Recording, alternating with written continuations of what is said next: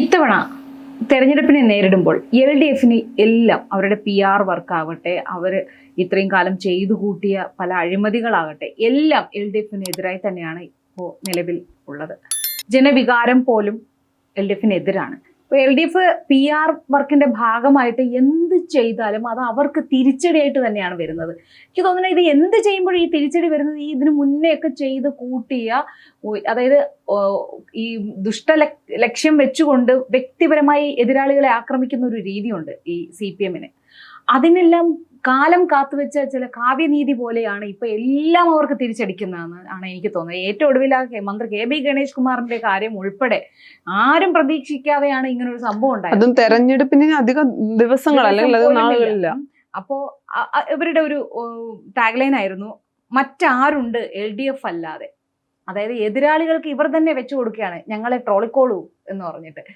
ഈ ഒരു ക്യാപ്ഷൻ വെച്ചിട്ട് എതിരാളികൾ നന്നായിട്ട് LDFനെ അലക്കുന്നുണ്ട്. അതിലൊന്ന് രണ്ടെണ്ണം വായിച്ചു തരാം. ശബരിമല അയ്യപ്പന്റെ സ്വർണം കട്ട് ജയിലിൽ പോയ മറ്റാരുണ്ട് LDF അല്ലാതെ? മറുപടി ഉണ്ടോ? വേറെ ആരെങ്കിലും അവിടെ പോയോ? ഇവര് വെറുതെ ഉണ്ണികൃഷ്ണൻ പോറ്റിയുടെ കൂടെ അടൂർ പ്രകാശിന്റെ ഫോട്ടോ, സോണിയാഗാന്ധിയുടെ വീട്ടിൽ റെയ്ഡിന് പോകുന്നു, സോണിയാഗാന്ധി അറസ്റ്റ് ചെയ്യണം, വീട് റെയ്ഡ് ചെയ്യണം എന്നൊക്കെ സഭയിൽ പോലും ആവശ്യപ്പെടുന്നുണ്ടായിരുന്നു. പക്ഷേ അകത്ത് പോയത് ആരാ? സഖാക്കളാണേ അയ്യപ്പ. അത് ആ പാട്ടിനെതിരെ എന്തൊക്കെയായിരുന്നു ഇവര് പറഞ്ഞത്? അയ്യപ്പനെ അധിക്ഷേപിക്കുകയാണെന്നാണ് പറയാനാണവില്ലേ. അയ്യപ്പന്റെ സ്വർണ്ണം ഗണപതി മിത്താണെന്ന് പറഞ്ഞവരാണ്, അത് ഓർക്കണം. അതെ. എന്നിട്ട് അയ്യപ്പന്റെ സ്വർണം കട്ടത് ആരപ്പ? അത് സഖാക്കളാണേ അയ്യപ്പ എന്ന് പറഞ്ഞപ്പോ പറയുന്നത് അത് അയ്യപ്പനെതിരെയുള്ള പാട്ട്. അതെങ്ങനെ അയ്യപ്പനെതിരെയുള്ള പാട്ടോ? വിഡ്ഢിത്തം പറയാൻ യാതൊരു മടിയുമില്ല, ഒരു ഉളുപ്പുമില്ല. അപ്പോ അതൊന്ന്. അടുത്തത്, സായിപ്പിന്റെ അടിവസ്ത്രം മോഷ്ടിച്ച മറ്റാരുണ്ട് LDF അല്ലാതെ? അതിന് അദ്ദേഹം പറഞ്ഞൊരു ന്യായീകരണം, കക്ഷിയുടെ ഭാഗം നിൽക്കാൻ വേണ്ടിയിട്ട് ഏതറ്റം വരെയും അഭിഭാഷകന് പോകാന്ന്. ഇതൊക്കെ ഒരു ന്യായീകരണമാണോ? എന്തും എന്ത് അല്ല, അതിനകത്തൊരു കാര്യമുണ്ടല്ലോ, LDFന്റെ അല്ലെങ്കിൽ LDFന്റെ അകത്തുള്ള മുന്നണിയിലുള്ളവരോ CPMോ എന്ത് ചെയ്താലും അവിടെ വേറൊരു ന്യായവും നീതിയുമാണ്. അത് തീരുമാനിക്കുന്നത് പാർട്ടിയാണ് എല്ലാ വിഷയത്തിലും. അടുത്തൊരെണ്ണം, രക്തസാക്ഷി ഫണ്ട് മുക്കുന്നവർ ആയി മറ്റാരുണ്ട് LDF അല്ലാതെ? അതും വളരെ ചർച്ചയായി. പക്ഷെ അതിൻ്റെ ഒരു കാര്യം എന്ന് വെച്ചാൽ ഇതിനെക്കുറിച്ച് യാതൊന്നും അറിയാത്ത ഒരു വലിയ വിഭാഗം, അതായത് CPM ആണെന്ന് പറഞ്ഞാൽ നമ്മൾ എന്തോ വലിയ സംഭവമായി എന്ന് കരുതുന്ന ഒരു വലിയ വിഭാഗമുണ്ട്. അവരെല്ലാം കൂടി ഈ രക്തസാക്ഷി ഫണ്ട് കട്ടതിനെതിരെ സംസാരിച്ച കുഞ്ഞികൃഷ്ണനെ തെറിവിളിക്കുകയാണ് സോഷ്യൽ മീഡിയയിൽ. കുഞ്ഞികൃഷ്ണൻ ഈ പറഞ്ഞ് ഈ തെറിവിളിക്കുന്നവർ എന്താ ഒരു പഴഞ്ചൊല്ലുണ്ടല്ലോ, കുഞ്ഞികൃഷ്ണൻ വരമ്പിലൂടെ ഇൻകുലാബ് വിളിച്ചു പോകുമ്പോൾ ഈ കുഞ്ഞികൃഷ്ണനെ തെറിവിളിക്കുന്നവരൊന്നും ഞരമ്പിൽ പോലും ഇല്ല എന്ന് പറയേണ്ടി വരും. ആ ചെറുപ്രായത്തിൽ പോലും കമ്മ്യൂണിസ്റ്റായ കുഞ്ഞികൃഷ്ണനെയാണ് ഇയാളാണോ കമ്മ്യൂണിസ്റ്റ്, ഇയാളാണോ പാർട്ടിയെ? അല്ലെ, അതിൻ്റെ അകത്ത് മറ്റൊരു കാര്യമുണ്ട്. ഈ കമ്മ്യൂണിസ്റ്റ് എന്ന് പറയുന്നതും ആശയങ്ങളും യഥാർത്ഥ കമ്മ്യൂണിസ്റ്റുകാരൊന്നും ഇപ്പൊ ഇല്ല. നമ്മുടെ ഈ തലമുറ ഇപ്പം ഈ DYFI SFI അല്ലെങ്കിൽ അവരുടെ സൈബർ പോരാളികൾ എന്ന് പറയുന്നത് ഏറ്റവും കൂടുതൽ ഈ ഒരു പ്രായം DYFI SFI നേതാക്കൾ അല്ലെങ്കിൽ ആ ഒരു പ്രായത്തിലുള്ളവരാണല്ലോ. ഇവരൊക്കെ സൈബർ ലോകത്ത് കൂടി അങ്ങോട്ടും ഇങ്ങോട്ടും അധിക്ഷേപ പരാമർശങ്ങൾ നടത്തുകയും ചിന്താ ജെറോമിന്റെ ഒക്കെ മുദ്രാവാക്യം വിളിയാൻ കേട്ടിട്ടില്ലേ? മുദ്രാവാക്യം എന്ന് പറഞ്ഞാൽ കേൾക്കുന്നവരിൽ ആവേശം ഉണ്ടാക്കുന്നതാണ്. ഇപ്പൊ കേൾക്കുന്നവരിൽ അറപ്പുണ്ടാക്കുന്ന ഇത്ര സംസ്കാരമില്ലാത്ത, ഇത്ര എന്താണ് വൃത്തികെട്ട ഭാഷയിൽ ഈ മുദ്രാവാക്യം വിളിക്കാൻ ഇവരെ കഴിഞ്ഞിട്ടേ ഉള്ളൂ. അടുത്തൊരെണ്ണം, കറണ്ട് ബിൽ കൂട്ടി കറണ്ട് അടുപ്പിക്കാൻ മറ്റാരുണ്ട് LDF അല്ലാതെ? പറയുമ്പോൾ ഇപ്പോൾ PRDയുടെ പൈസ എടുത്ത് LDF സർക്കാരിന് വേണ്ടി PR വർക്ക് ഒരുപാട് ചെയ്യുന്നുണ്ട്. ഈ സംഭവിച്ചിട്ടില്ലാത്ത കാര്യങ്ങളൊക്കെ സംഭവിച്ചു എന്നും, ഈ ഒരു മെയിൻ്റനൻസ് പോലും നടക്കാതെ പായൽ മൂടിക്കിടക്കുന്ന കുളം വരെ നവീകരിച്ച് ഉദ്ഘാടനം എന്ന് പറഞ്ഞ് നോട്ടീസും ഫ്ലക്സും അടിച്ചവരാണ്. അപ്പോൾ ഇവര് കറണ്ട് ബില്ല് കൂട്ടിയതൊക്കെ ഒന്നും മിണ്ടാതെ നൈസായിട്ട്, എന്നിട്ട് പറയും ലോഡ് ഷെഡിങ് ഉണ്ടായിട്ടുണ്ടോ? ഇവിടെ ഈ കഴിഞ്ഞ ദിവസം കേട്ടു, ഈ കഴിഞ്ഞ 10 വർഷത്തിനിടയിൽ അതായത് ഒരു 10 വയസ്സുള്ള കുട്ടിയോട് ചോദിച്ചാൽ എന്താ ലോഡ് ഷെഡിങ് എന്ന് ചോദിക്കുമെന്നാണ് പറയുന്നത്. അപ്പോൾ ഈ പവർ കട്ടൊന്നും ഉണ്ടായിട്ടേ ഇല്ലെന്നാണ് പറയുന്നത്. അതെല്ലാം എതിരാളികൾ പൊളിച്ചടുക്കിയിട്ടുണ്ട്. കാരണം ഇവർ ദേശാഭിമാനി പത്രത്തിന്റെ അത് ഈ PR വർക്കിന് വേണ്ടി പ്രിന്റ് ചെയ്തെടുത്താണ്. എന്നിട്ട് അത് ആ പഴയ പത്രം ഇപ്പോഴത്തെ പത്രം എന്ന് പറഞ്ഞിട്ട് അതെന്ന് പറയുന്നത് ഒരു PR ഗിമ്മിക്കാണ് ഈ കാണിക്കുന്നതെല്ലാം. എങ്ങനെ ഈ മൂന്നാമതും അധികാരത്തിൽ എത്തുക എന്ന ഒറ്റ ലക്ഷ്യത്തോടുകൂടി കാണിക്കുന്നതാണ്. കടക്ക് പുറത്തെന്ന വാക്ക് മുഖ്യമന്ത്രി പിണറായി വിജയൻ പറഞ്ഞതാണ്. ആ വാക്കുകൊണ്ടാണ് UDF അവരുടെ പ്രചരണം തുടങ്ങിയത്. അവർ ആദ്യം ടാഗ് ലൈനെ സാധാരണഗതിയിൽ ഒരു തെരഞ്ഞെടുപ്പ് സമയത്ത് ചേച്ചി ശ്രദ്ധിച്ചാൽ മതി, അല്ലെങ്കിൽ മുമ്പുള്ള വർഷങ്ങളിൽ വെച്ച് ശ്രദ്ധിച്ചാൽ മതി, ഏറ്റവും ആദ്യം സൈബർ രംഗത്ത് ആക്റ്റീവ് ആവുന്നത് എല്ലാ തെരഞ്ഞെടുപ്പിലും LDF ആണ്. LDFന്റെ സൈബർ വിങ് എന്ന് പറയുന്നത് വലിയ ശക്തമാണ്.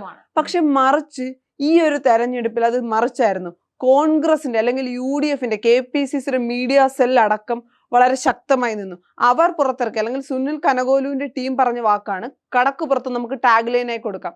അവർ അത് ഉദ്ദേശിച്ച രീതിയിൽ എത്തിച്ചു. കാര്യം മുഖ്യമന്ത്രിയുടെ വായിൽ നിന്ന് വന്ന വാക്കാണ് കടക്കുപുറത്ത്.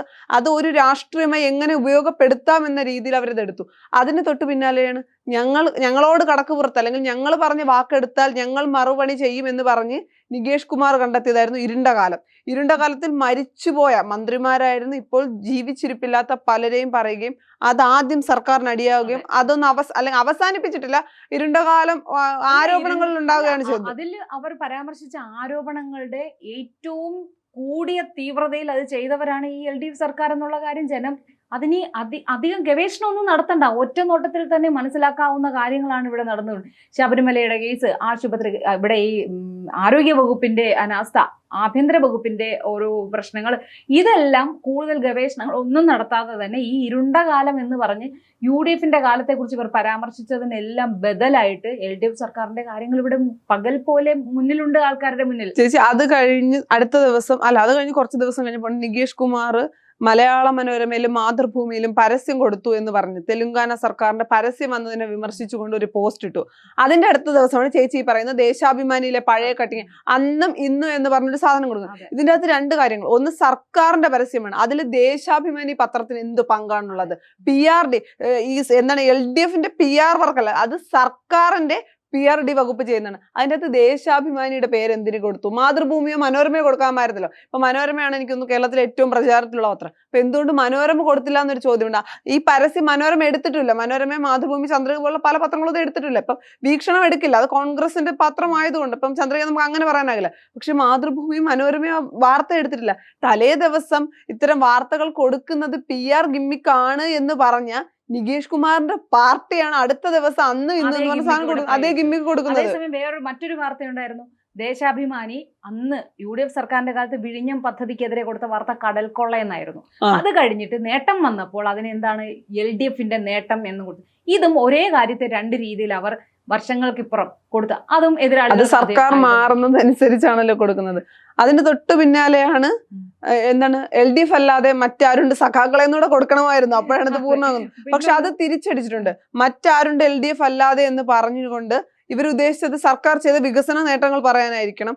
അതിപ്പോ UDFന്റെ അല്ലെങ്കിൽ കോൺഗ്രസിന്റെ സൈബർ ഹാൻഡിലുകൾ ഇവർ ചെയ്ത ഓരോ കാര്യങ്ങളും എന്താണ് കോവിഡ് സമയത്തുള്ള കാര്യങ്ങൾ ഉൾപ്പെടെ കാർഡാക്കി പുറത്തു വരുന്നുണ്ട്. ചേച്ചി ഒന്ന് ആലോചിച്ചു, തിരുവനന്തപുരം മുതൽ കാസർഗോഡ് വരെ റോഡ് ഫുള്ള് ബോർഡ് വെച്ചിട്ട് അതിന്റെ അകത്ത് പറഞ്ഞ 64 ലക്ഷം പേർക്ക് മുടങ്ങാതെ ക്ഷേമ പെൻഷൻ കൊടുത്ത സർക്കാരാണിത്. സ്ത്രീപക്ഷ നിലപാടാണ്, അല്ലെങ്കിൽ ഈ സർക്കാരിന്റെ ഇത് സ്ത്രീപക്ഷ നിലപാടാണ്. കുടിക്കുന്ന ചായക്കപ്പിൽ പോലും അതിജീവിതയുടെ പേരെഴുതുമ്പോൾ സ്വന്തം പാർട്ടിയിൽ നിന്ന് വരുമ്പോൾ അവനൊപ്പവും എതിർ പാർട്ടിയിൽ നിന്ന് വരുമ്പോൾ അവൾക്കൊപ്പം എന്ന നിലപാടാണ് എന്ന് ഗണേഷ് കുമാറിന്റെ വിഷയത്തോടുകൂടി കേരളം മനസ്സിലാക്കിയില്ലേ? പിന്നെ ഈ ബോർഡ് വെക്കുമ്പോഴേ ഇപ്പൊ ഇത്രയും പേർക്ക് ക്ഷേമ പെൻഷൻ കൊടുത്തു എന്ന് പറയുമ്പോൾ ക്ഷേമ പെൻഷൻ കിട്ടാത്ത ഒരാളാണ് ഞാനെന്ന് വെച്ചോ. ഞാൻ ആ ബോർഡ് കാണുമ്പോൾ എനിക്ക് മാത്രമായിരിക്കും കിട്ടാത്തത്, ബാക്കി എല്ലാവർക്കും കിട്ടിക്കാണും എന്ന് വിചാരിച്ച് കിട്ടാത്തത്. ഇതുപോലെ ഓരോരുത്തരെ കാണുന്നവരെല്ലാവരും ഇതുപോലെയാണ് കരുതുന്നത്. ഇവർ പറയുന്നത് ഈ പച്ചക്കള്ളമെല്ലാം, ഈ പടച്ചു വിടുന്ന പച്ചക്കള്ളമെല്ലാം ഈ ജനങ്ങൾ തൊണ്ട തൊടാതെ വിഴുങ്ങുമെന്നാണ് കരുതിയിരിക്കുന്നത്. മറ്റൊന്ന്, സ്ഥാനാർത്ഥിയുടെ മതം നോക്കാൻ പറയുന്ന മറ്റാരുണ്ട് LDF അല്ലാതെ. അത് പച്ചയായ ഒരു യാഥാർത്ഥ്യമാണ്. കാരണം സോഷ്യലിസമാണ് അവരുടെ പാത.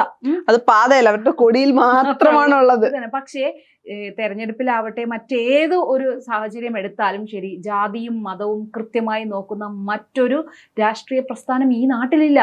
അല്ലാതെ ചേച്ചി എല്ലാത്തിലും നമ്മൾ ജാതിയൊക്കെ നോക്കാറുണ്ടല്ലേ സാധാരണഗതിയിൽ തെരഞ്ഞെടുപ്പ് വരുമ്പോ ആരെ സ്ഥാനാർത്ഥി, പക്ഷെ ഇത്രത്തോളം തീവ്രമായി ജാതി നോക്കുന്ന അതും ഈ അടുത്ത കാലത്ത് തന്നെ ഇതിന്റെ സമുന്നതരായ നേതാക്കന്മാർ പറഞ്ഞ, സജി ചെറിയാൻ ഉൾപ്പെടെ പറഞ്ഞ ആ പരാമർശങ്ങൾ, അവിടെ ജയിച്ചവരുടെ പേര് നോക്കൂ, അതായത് പേര് കൊണ്ട് പോലും ആൾക്കാരുടെ മനസ്സിൽ വർഗീയ വിഷം കുത്തി നിറയ്ക്കുന്നവരാണ് ഈ CPMകാർ നേതൃത്വം കൊടുക്കുന്ന ഈ LDF സർക്കാർ. പിന്നൊന്ന് PM ശ്രീയുടെ പേരില് നാട്ടുകാരെ പറ്റിച്ചു. നാട്ടുകാരെ അല്ല, സ്വന്തം പാർട്ടിക്കാരെ വരെ പറ്റിച്ചു. സ്വന്തം അണിയിലുള്ളവരാണ്, മുന്നണിയിലുള്ള ആൾക്കാരെ വരെ പറ്റിച്ചവരാണ് ഈ CPMകാർ. PM ശ്രീ ഇപ്പോഴും CPI ഇപ്പോഴും വിശ്വസിക്കുന്നുണ്ടോ എന്ന് ഒപ്പിട്ടില്ല എന്ന് എനിക്ക് തോന്നുന്നു. അവർ ഇപ്പോഴും വിശ്വസിച്ചിട്ടുള്ളത് ഇനിയും അതിൽ ആ ഒപ്പ് മായ്ച്ച അല്ല, ഒരു മുന്നണി മര്യാദ പോലും പാലിക്കാതെ ഒരു നിലപാടെടുക്കുന്നുവെങ്കിൽ അതിന്റെ പിന്നിൽ ഒരു വ്യക്തമായ ഒരു കാരണമുണ്ടല്ലോ. ഈ പറയുന്ന CPM BJP അന്തർധാരയാണോ അതൊന്നും സംശയിച്ചാലും തെറ്റില്ലല്ലോ. പിന്നെ മറ്റൊന്ന് LDF അല്ലാതെ മറ്റാരുണ്ട് വയറ്റിൽ കത്രിക വെക്കാൻ.